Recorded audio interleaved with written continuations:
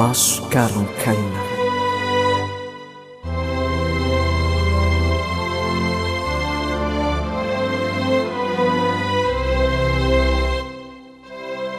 Ry zatovy izay mandalo andrasokely zazafady, za tsy hoe fahavalo fa namanambate hitady, fanampiana avy aminao, fiangaviana razo atao.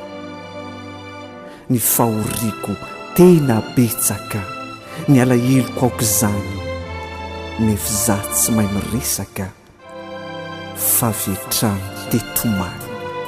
tetomany nefindrisy, na ranomasoko efa tsisy tsony fefa ritra ny fijaliako hatramin'ny ela, ka maso sisa no mipitra sentosisa no tavela, kanefa nitomano mba antsoko hanalako zany foko, ka eo ny teny ilako olona mbola mana ny ranomaso, hitomany sy hitolona hampiononako ny akaso, ka raha mety ianao dia izao mba hitomany ho ahy ianao.